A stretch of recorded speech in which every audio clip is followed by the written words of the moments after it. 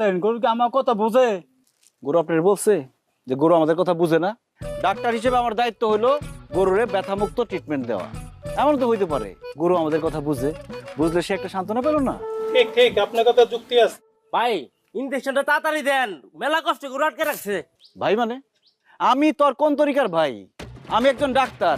একজন ডাক্তার রে তুই কম্পাউন্ডার হয়ে ভাই কস কোন আক্কেলে? ভাই আপনি তো গরুর ডাক্তার। গরু ডাক্তার হলে কি হয়েছে? আমি তো একজন ডাক্তার নাকি? ঠিক ঠিক, আপনার কথা যুক্তি আছে। ঠিক ঠিক না মারায়া গরু ধরেন। দেখি খোকা, এই যে গরু মাথা মাথা ধরেন। এই যে বাবু, এই যে পিঁপড়া কামড়ের মতো মনে হবে।